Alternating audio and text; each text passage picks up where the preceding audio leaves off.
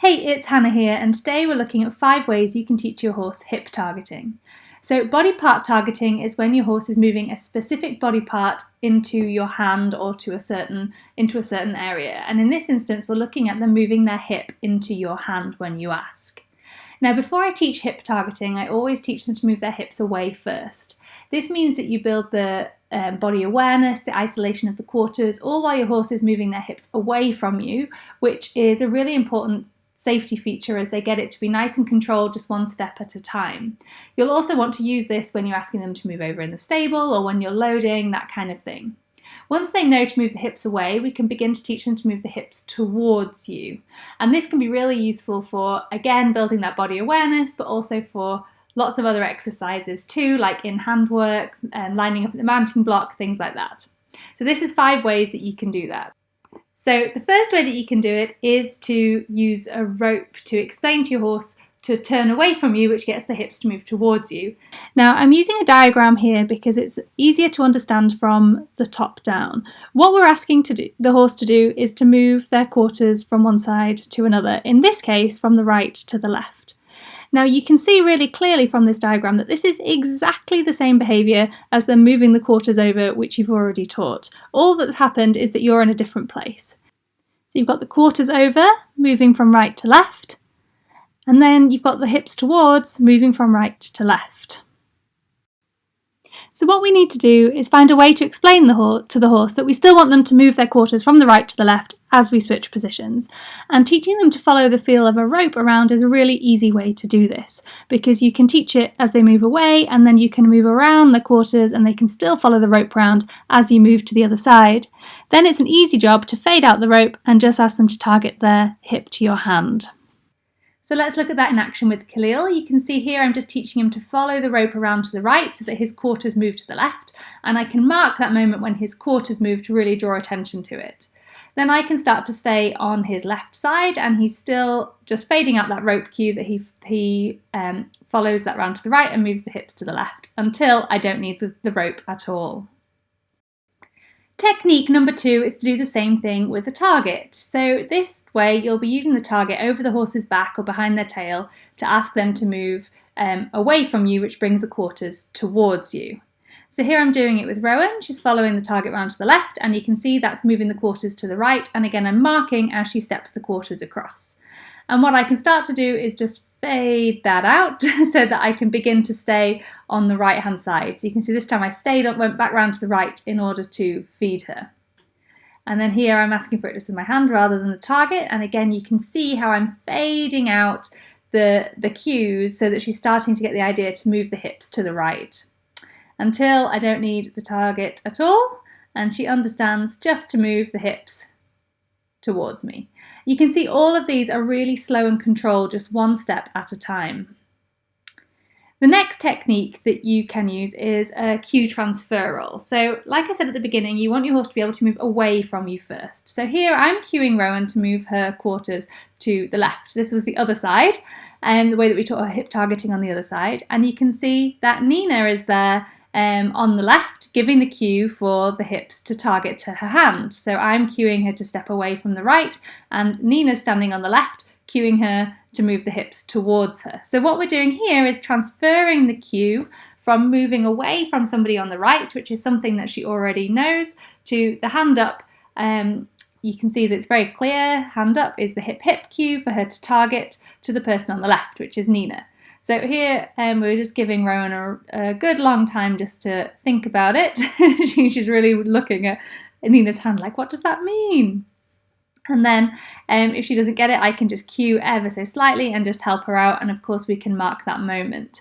So again, you're seeing that we're creating the movement in a certain way and then fading out those cues until it becomes all about targeting the hip to the hand. So there I was able to just stand still, didn't need to cue her to move away at all, and she was really starting to get the idea. And then, of course, we had to switch it so that I could give the cue rather than Nina. And here you can see she's really got the idea of targeting her hip to my hand. So those 3 techniques are usually how I teach it, but you've got a couple of other options as well. The first one is to free shape it. So this is where you're not giving the horse the guidance of how to move their hips towards you. So we've used the rope, the target, the cue that they know already in the previous exercises to explain to them that we want them to move the hips. With free shaping, what you do is you touch the hip and mark and reward a few times, and then you hold your hand just a hair's breadth away and see if they can figure out to lean into you. For some horses, this works really well, that they get the idea of, okay, when I was getting rewarded for when your hand was touching my hip, and they'll just lean their hip into you and you can mark and reward and shape it from there. I tried this with Rowan first. She didn't get it at all, so we went to the other exercises you've just seen.